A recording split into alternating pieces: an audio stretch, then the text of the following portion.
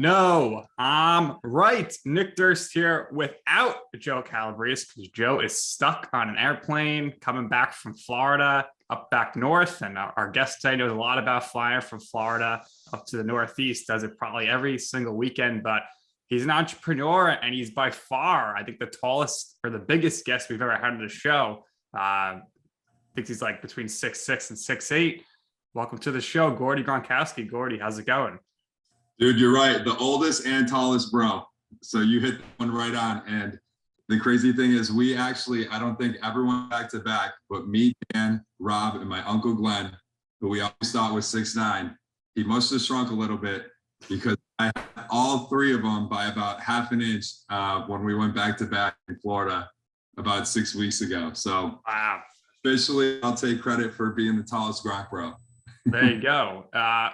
So in honor of this show, will be my best Superman impersonation here. I wanted to go out and get a special shirt to kind of fit in with you. Got the Gronk Nation shirt here just for you. You got the Gronk Fitness shirt. So now we're all officially dressed properly here, and we can go in. But I wanted to start off right away and ask you. There's a lot of controversy out there on social media right now, but truly, once and for all, who is the better dancer, you or Mojo? Oh, man. I mean, I'm going to take credit because for myself, Mojo's probably going to take credit for himself. But the thing is, I don't know, combined, I think we're both electrifying when we're together, but also we kind of have our own style. Mojo's a little bit shorter, a little thicker. His dance moves, he's really flexible as a guy who weighs 270 pounds, and me being about 230 and being taller can get, real agile and athletic as well. So I don't know. That's a competition that we might have to actually do a full out competition, me versus him. How about a little YouTube series for the Gronks YouTube, and it's going to be Dancing with the Gronks. You have the 5 brothers and Mojo. You get six real dancers, have a competition, and judge it out at the end. See who's the best. Yeah, we'll actually take choreographic lessons so we don't look so silly. But I don't know. Everyone laughs and smiles, so I think our dance moves are pretty good. We at least think they are, and I think that's all that matters, even though they're probably goofy. But yeah. Going to stop what we do, because you know what, when you dance, not only is it great for the mind and great for the body, but it helps with anti-aging. It's one of the best workouts you can get. Just remember, that's why you look so young. Turning 40, but I look like the youngest bro. Impressive. Absolutely, no doubt about that. How did you guys actually end up meeting Mojo? Who played football with him? So Chris and Dan, our 2 middle brothers, went to the University of Maryland, and Mojo played football with them at the University of Maryland. He was pretty good. He was really good friends with Dan. I'm not sure Chris actually was on the team at that point before he transferred to Arizona, but Dan and Mojo were really good friends. So it was a crazy story. If you don't know Mojo was a college football player. And then when we met Mojo in the off season, he weighed about 330 pounds, but the kid could dance like you never seen at 330. And he is a very intelligent, smart kid. And my dad's college roommate, Mike Rotundo, puts on production for the WWE. My dad went to Syracuse, played football there. So my dad was like, Mojo, would you actually be into this wrestling thing? Because I was telling my dad, dude, this guy could be literally one of the funniest wrestlers in the world. And the thing was, so he had to lose the weight. Right. Dude, this kid was so dedicated. I put an elliptical climber in his place. He lost 50, 60 pounds over the next couple months. He went in for the interview. He absolutely crushed it. So my dad set up the interview through Mike Rotunda with the WWE. The rest from there was on Mojo, so connection was from us. The rest was Mojo's work ethic. It was his intelligence, and he absolutely went crazy and crushed it. And that's when he became a Were you guys all responsible for his get hype gimmick, or was that just all natural? No, well, in a way, yes, because I think we brought out the best in Mojo. But then he took it to another level. We always say hyped, like, yeah, we're hyped up. He's like, we don't get hyped though, when we're all together. We just hype. And it just kind of like took off. And it really actually describes how we are. So it's kind of cool that, we all kind of use that as our montage. It's all right. Hype, we stay hype. Absolutely. And recently had him on your guys' new show, your live stream show, 5 Eastern every Thursday, while the Gronkowski brothers talking. You want to tell my listeners a little bit about your show? Yeah, everyone out there, if you want to check us out, every Thursday we're doing a live YouTube series with the four bros without Rob. Obviously, he's playing, during the season right now. And we have special guests every single week. So it's been awesome. Fast Brands has been a big part of it as well with their new protein bars. And it's just us talking about sports, bringing on guests, having a blast, talking about our childhood. And, and it's kind of made us the people we are today. So it's a really cool story. But it's also cool hearing the stories from other people who played like those sports, like even before we did. So it's awesome just hearing, what everyone has to say and bringing everyone together. And it just kind of keeps us together as brothers too, now that we're in all these different states. All of us are done playing a professional sport, obviously besides Rob, who's still with Tampa right now. Yeah, and we're all over the place, but still communicating, which is great. And I'm sure, you'll be attending a lot of playoff games this year. That's for sure. But how many more regular season games do you think you're going to check out? You know what? I try to go to every single game I can, because you just never know when it's going to be the bros last season. Right. Any bros. So I always, since I got done playing baseball, when my career was over, I tried to go to all Chris's games, Glenn's games, Dan's games. And still to this day, we have someone still playing a professional sport. So it's absolutely crazy thinking that we grew up, in high school following each other, then college, and then still where sports is, our life in fitness. And it's crazy that we're still going to Rob's games to this day. But I try to go to as many as I can. You just never know when the last game's going to be, when the last season's going to be. And you got to enjoy it while you're young and while you can do it, especially with all the bros and especially all the nephews and nieces that we're starting to have now. They're having so much fun at the games too. So it really brings us all together. Yeah. And, all great athletes, but you were the first, you were the trendsetter. And I mean, my men's softball team, we're having a rough go of it. We lost back-to-back championships games. Maybe we need to bring in a ringer, somebody who could play first base, third base, hit some bombs, potentially somebody who went to Jacksonville University, drafted by the Angels. What do you think, Gordie? You're going to have to bring me out of back surgery, because I'm actually having that this week. Yeah. Play summer softball. I don't know. It's a tough decision. I'm going to have to really think hard about this. But you know what's funny is I actually played this summer for the first time in my life. We lost in the championship. I couldn't go to all the games. And I'm not kidding. I told myself I would never play softball, just because if I got hurt, I would just be so mad at myself for playing pickup beer league softball. But this is a fun competitive league on the ocean outside Boston. And I've had such a great time. And it's fast. It's an hour and 15 minutes max. It's a very quick game. It's a competitive game. And I just didn't think I'd have as much fun as I did. And I might play again sometime, but, I'm probably going to have to take the summer off just because of the surgery. Back surgery I have to have. I'm looking forward to also having that and to being more athletic and more dynamic on the dance floor than ever. Because if I'm out of pain, that just means I have more game. So it's wow. There you go.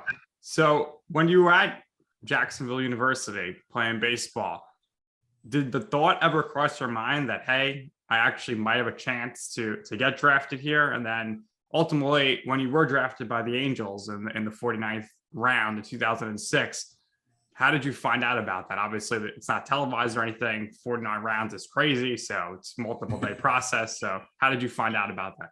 Yeah, it's actually crazy because baseball is nuts, because they have so many minor league systems before you make it to the major leagues.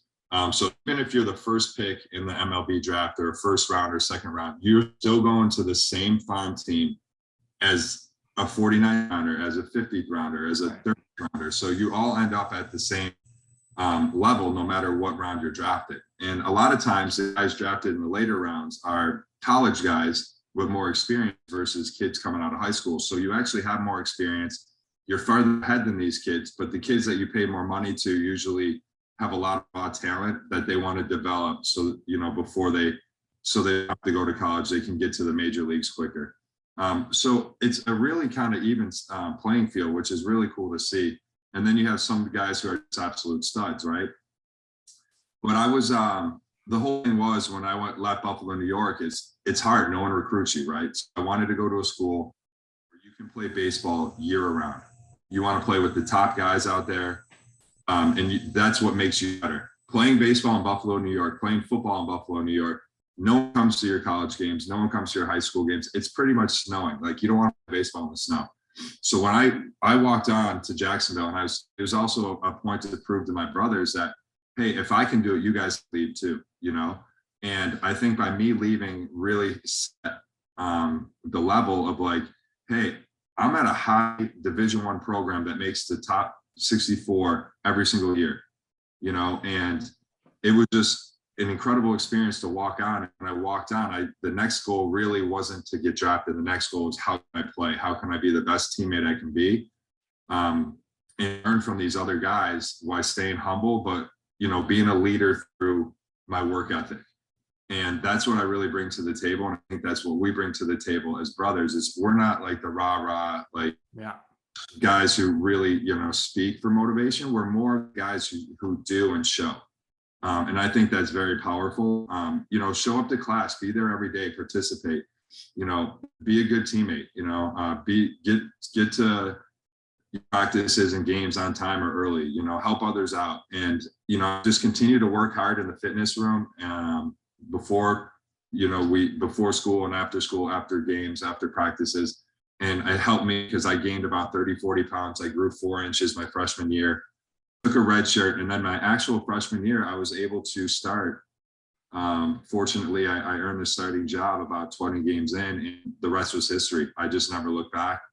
No. And freshman player of the year, we went to I was freshman All-American. I earned pretty much every freshman accolade you can earn in our conference.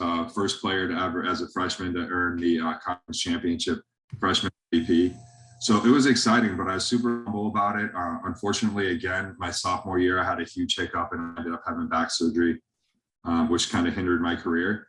Got drafted late, had a great career with the Angels in the minor leagues. And unfortunately, my back just couldn't hold up through 152 games in 164 days. And, still bothering me to this day, but you know what? I'm thankful for every opportunity I had. And I think, it meant a lot to my brothers. Like, hey, if you can get out of Buffalo, or you can get out to what you think is a tough location, anyone can kind of do it. Most people can do it if they really want to, but it's not easy.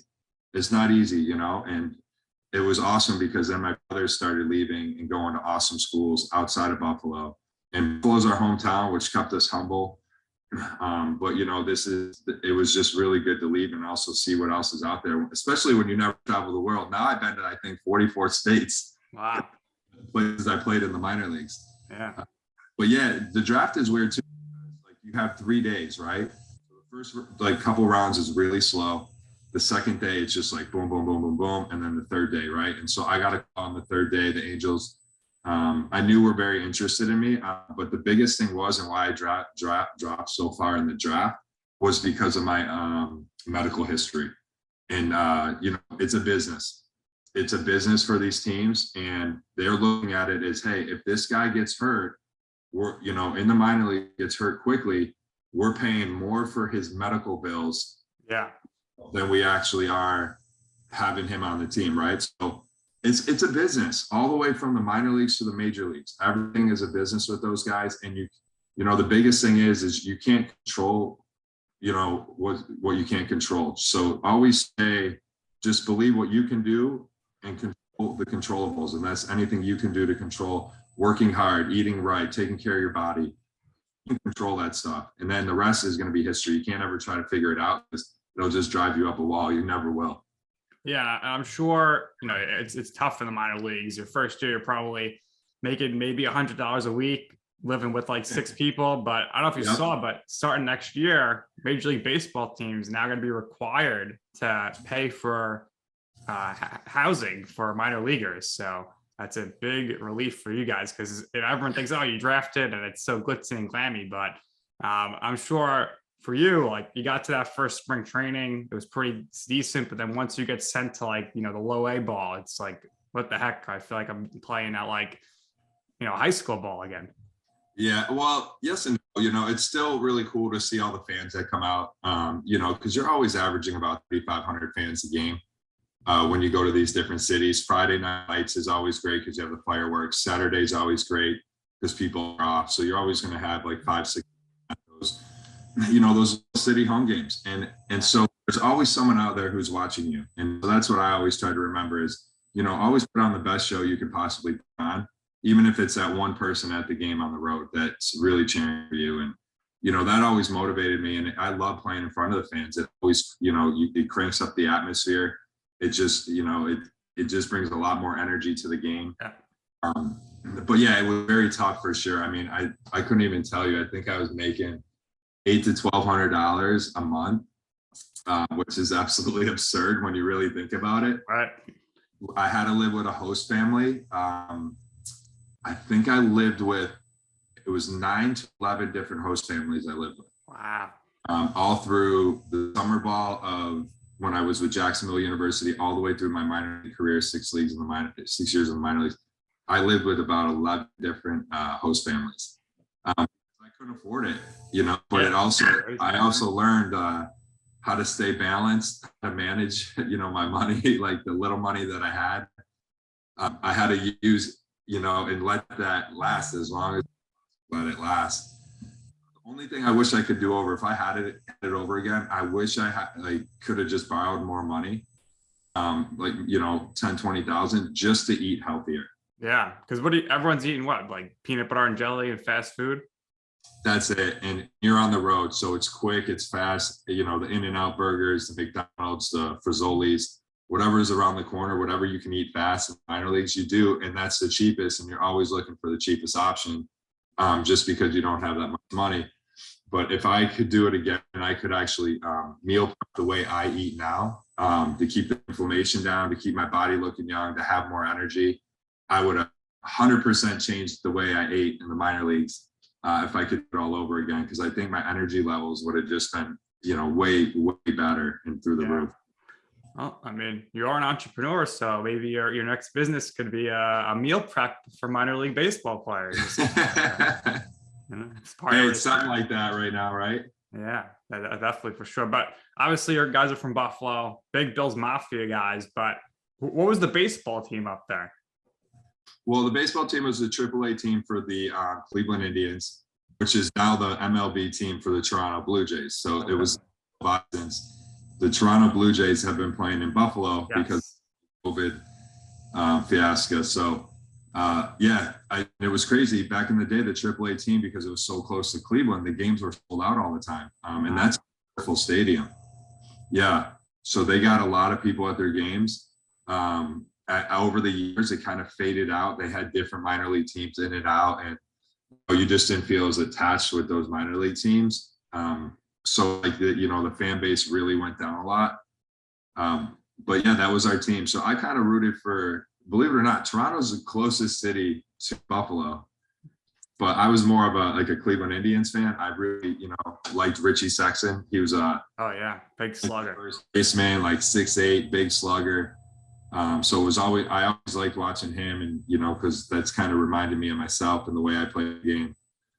Yeah, and they had some great teams there in the late '90s. So yeah, so it was fun watching them. And then the Yankees. You think New York, but New York City is really 7 hours from us. Yeah.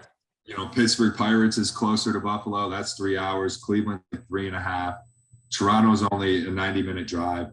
But Cleveland was probably my team growing up.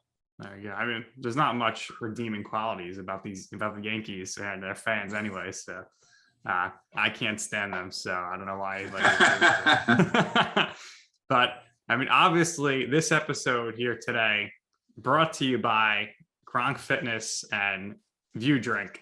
And of course, we have the founder over here for both of these great products here and companies. So, Gordie, why don't you tell us first, a little bit about VUE and how you came up with that? And also, I'm curious if, you went down this entrepreneurial path at all, if you were influenced by your appearance with your brothers on Shark Tank, where Chris, of course, got a big deal for Ice Shaker. Yeah, I mean, the cool thing is G&G Fitness and Gronk Fitness has really been what we grew up into. Our father started it in 1990, so it's been over 32 years. And we've been decking out fitness centers and home gyms from beginning to completion. So we'll put in the turf, we'll put in the flooring, and then we'll put in all the fitness equipment in your home or in your high school or in your college or multifamily. Whatever the location is, we can do a fitness center for your home or for your commercial setting. So that's our bread and butter. And we're fortunate enough that, as being as tall as we are, we had fitness in our house because our high school fitness center was awful. Now our high school fitness center is absolutely beautiful. So to go along with that, our brother Chris was like, dude, I want like a dope bottle that I can use in the gym. Right. That it doesn't smell bad. It keeps my protein shake, nice and cold. And when he got done playing football with his last team with San Diego, he moved back to Dallas because that's where he originally played for the Dallas Cowboys. And he's like, dude, I'm going to make this sick bottle, which he did. Have mine actually right here. You can see how beastly this one is. Ooh. Shaker bottle. Keeps your drink cold, for over 32 hours. And it lasts for years and years and years. And the cool thing is you can put your logo on them. So, it's almost like an awesome little advertising piece, because I carry this with me everywhere and everyone's like, what do you do? And it's really the Ice Shaker bottle. So we went on Shark Tank. We had an incredible experience. I got to sit on Barbara's lap. She told me how handsome I was, and all my brothers got jealous about it. And then she offered $1 million just to hang out with us. And I don't know why Chris didn't take that deal, but that's probably the deal I would have taken, just because I wanted to hang out with her. But to get paid $1 million to hang out with her also would have been pretty cool. And then I could have sat on her lap again. So, maybe we can get her back on here on our Gronk YouTube live show. Yeah. Her experience with us on Shark Tank. And then our last product, again, everything around health and fitness. And we were just talking about minor leagues. Like, people want better for you on the go snacks, right? We're here. We're going to provide it. We're going to check it out. And that's where we came out with this. This is our new VUE vitamin T, especially for minor leaguers or anyone. We have our powder packs. So we have our daily powder packs. I could have absolutely used this in the minor leagues. No added sugar. No preservatives. It's your essential vitamins for the day. So you have your daily pack, you have your pre-pack, so you can take a pre-energy pack before the game, and then you also have your electrolyte after the game. So me being a baseball player, and that's how I always went about the schedule, that's how kind of came out with these as well, as your daily vitamins for the morning, your pre-pack before a game or like a workout, and then your electrolytes for right after. Like, you need to immediately get your essential vitamins in. All your powder packets. So VUEDrink.com. And we have some incredible on-the-go snacks. And what was I just telling you? In the minor leagues or on the road, 152 games, 164 days, you need to eat better. And that was one thing I was telling you, Nick. Like, I wish I could do it again and just have better snacks and better food for my health. And we're going to be coming out with an incredible line in 2020 of on-the-go snacks, along with our new flavors that are coming out with our vitamin T's. So super pumped up about our new VUE drinks. Haven't had one yet. VUEDrink.com. Minor league teams, MLB teams, like, this is what everyone should be drinking right now. Any type of teams out there, any people in general, just to live and feel better. No preservatives, no added sugar, 10 essential vitamins for the day, and it's a tea. So you have a vitamin tea in an aluminum bottle that's 100% recyclable. And you can even reuse the bottle and put your powder packs in the bottle if you want. So super pumped up about our new products. And again, that goes along with Gronk Fitness, our Ice Shaker, and now our VUE Drink. So everything's been around health and fitness. Got to keep looking on, Nick. Absolutely. Yeah. And it's been tremendous. And, I'm wondering when you guys had your cruise, the Gronk Cruise, how are you eating there? How are you drinking there? You could have used these then, I'm sure. I think we probably could have used a couple thousand like VUE powder packs. So I would, if I knew that, I would have bought them for myself, for everyone. Because the Gronk Cruise was one of a kind, and I think I was cramping every single night because I was so dehydrated from partying. Yeah, and we had Chris on with us, and he said, I said, no, the cruise, possibly the future. He said, never again. Never again. Yeah, I just, the issue with the cruise is when you're on a boat and you're stuck there for 4 days, after about the second day, it starts to get really aggressive. And, when the hangover's about to hit, the best thing to do, right, on a third or fourth day is what? To continue to drink. Right. So now your anxiety's kicking in, everything's getting crazier, and your energy levels are all over the place. Your mind's all over the place. You don't feel good, but it is what it is. The Gronk Cruise was one of a kind. It was an incredible experience. It's probably nothing we'll do again where we get stuck for 4 days in one location and can't get off a boat. Yeah. The memories and the people that came out there, from Flow Rider to Waka Flocka to the DJs to the artists, the Plow, like you can't make this up what we did.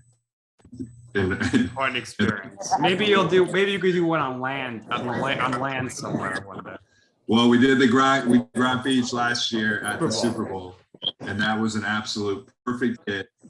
It was no fights. It was so clean. It was so much fun. And, I think we'll do another one of those in the future.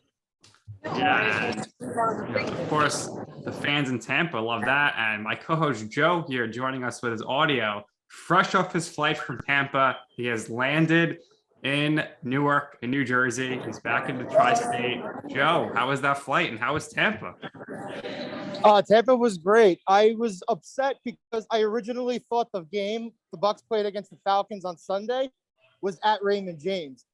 I was disappointed last week when I found out it was in Atlanta. I could meet up with Johnny B. But Gordie, I see you. You can't see me. How you doing? Yeah, what's up, Joe? You just missed some incredible stuff already. Good to have you on the show. Your background noise is wild. I don't even know where you are.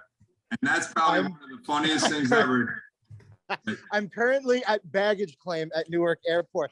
Can you imagine I left 80 degrees all week, non-congestion and clean air to come back to touchdown in Newark, New Jersey? I mean, what a terrible decision, right? No, it was a great idea to say that you were going to the Atlanta game in Tampa. So that's awesome. What a great excuse. I'm going to try that one. There we go. Teams on the road saying that you're going to go to the home game when they're not there. He went to the stadium. No, there was nobody there. He went to buy a ticket, and he's like, "Nobody's here. What's going on?" Classic Joe. Yeah, I really wish I got the opportunity, but listen, they won. Everything was great. I got your brother on my fantasy team. All life is good. So you must have won the week then. What's up? You definitely won this week then.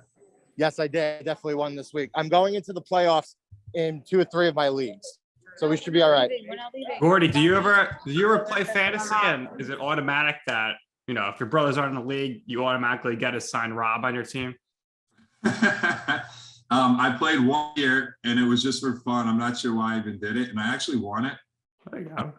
But the challenge with me is like it's so hard to set the lineup week to week with how busy the trades, and people take it serious, and I'm competitive. So when I can't be to that competitive level, I'd rather just not do it. And then also, I don't like every single week when people ask me, are my brothers playing or not? So it just drives me crazy. And especially when they're like, oh, your brother had a bad week. Well, what about all the great weeks he had for you guys? Like, why do I always hear when they had a bad week?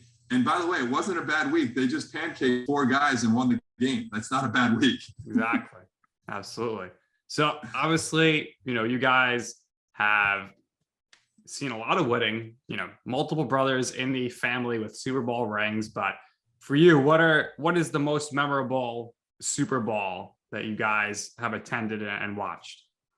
You know what? I think it has to be Atlanta. I mean, 28-3. Rob were on the same team together, and neither of them played that game. Glenn was on practice squad. Rob got injured right before the Atlanta game.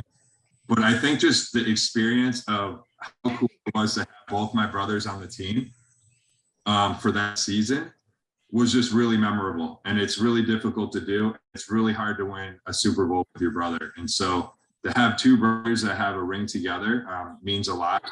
It's probably to them, but it was awesome. It means a lot to me too. And I got to live in Boston. I got to hang out with both of them the whole season. Wow, it's great. Yeah, and it is, and the comeback I think is just more absurd. Like thinking about what actually happened and how it happened than any other of the games. Well, although Seattle, the interception on the goal line was absolutely immaculate too. I mean, there's great memories from everyone. Two seasons ago, the one arm catch on the 1 yard line that they punched in. And then last year, of course, was really special as well, switching teams. So, and so many great memories. What was your favorite parade? I have to say Tampa, and the being on those boats and partying all day and all night on the water was so cool, and it was so nice out. And fans weren't like, when you're in Boston, fans are throwing full beers up onto the duck boats. And the problem with that is like kids are getting hit with full bottles and sliced, and like it's sometimes not a good situation. But that was none of that in Tampa. It was just a lot of clean fun. And I had so much fun on the boat. I actually got clotheslined off by my brother into the ocean. I lost my brand new pair of Pit Vipers. So then I clotheslined him in, and he lost his wallet. So yeah, I thought that was fair. No doubt about it. Now I know Joe here, he had a very important question that he deemed very important question that he wanted to ask you. So Joe, if you're there, if you got your bag, go ahead. Now's your chance to ask Gordie the question you've been dying to ask. So you guys can hear me now again, correct? Yes. Yes. You got to tell me about Family Guy and how that came about. Wow. I gotta be honest, I don't know how it came about. But the experience was like, it was nothing I've ever would have thought of in my life. So the way it worked was we were talking with who's the founder of Seth MacFarlane. Yeah. So we were chatting with Seth MacFarlane. He was in LA. So we were with their whole team through in a soundproof room in Boston, Rob and I. And we had lines that we had to read into the microphone, and there's people in the soundproof room that could kind of hear it and the way it was like echoing and how it sounded. And we have to make different sounds and names and at the same time. And then Rob would read all his lines and I would read my lines, but it was mainly based around Big Rob, and then all the brothers kind of in the background saying different things, as we always do. So it was just it was crazy having Seth online with us, kind of helping us and guide us kind of what his vision is and what he sees and how this episode's going to go. Not ever doing something like that in my life was just, it's very so talented. It's crazy. And do you still get those 50, 60 cent royalty checks every month? Hey, I got royalty checks all the way through, I think, last year. And it was cool because it definitely wasn't 50, 60 cents. It was a lot more. All right. Good. That's good then. Hey, Gordie, can you hear me again? We can hear you, Joe. All right. No, I went outside. I'm just unsure. Nick and I are going to be at Jets Bucks in January to end the season. You think you're going to make an appearance over here, not too far from work? So you missed it earlier, Nick or Joe, but unfortunately, I'm having back surgery end of this week. And if I'm in any shape to be able to go, I go to almost every single game, every home game, and then half the road games. So if I can do it, you better bet that G-Money will be there and we'll be doing muscle chugs together. There we go. Let's see one, Gordie. That's going to be the experience of a lifetime. There you go. Beautiful, beautiful.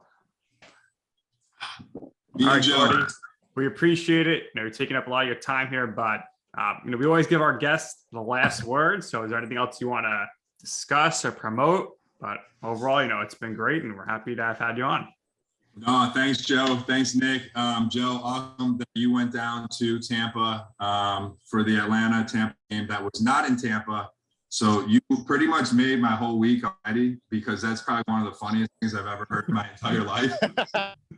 But no, just words of wisdom, like we talked about earlier, just control the controllables, do what you can do best. And, just be a good inspiration, smile as much as you can, be a good person, good teammate, good family member, just have fun, live life, and, do what you can to control yourself and take care of yourself. And that's what, you're going to be able to give so much more to others. And been very fortunate to be able to find that in myself, to now see how much I'm affecting other people in such a positive way. And I think anyone can do that when they really put their mind and their body to it. But yeah, check us out, VUEDrink.com. It's our new healthy vitamin tea. We already talked about it. Thank you guys. Sports teams, everyone should be drinking this right now. It is the healthiest beverage on the market. Yes, we are a new product. We just came out, but go to VUEDrink.com. And check us out. Our powder packs range from our daily vitamins, our pre-workout before the games and before your workouts, and our electrolytes. Everyone should be drinking our electrolytes right after the game, right after workouts, because it has your 6 vitamins, minerals to help rehydrate you and get your body back in line. So check it out, VUEDrink.com. Thank you so much, Nick, Joe, appreciate it. And hopefully I see you guys at either the Jets game or in Tampa for a game soon. Well, you can guarantee the next time the Bucs are on the road, Joe will be in Tampa for the game. So he's going to be there. But Gordie, we appreciate it. Thank you so much. That's going to do it here for this episode of You Know I'm Right. Joining us from Newark Airport, my co-host, Joe Calabrese, but of course, our main guest here, the man himself, Gordie Gronkowski. I'm Nick Durst, and this has been You Know I'm Right.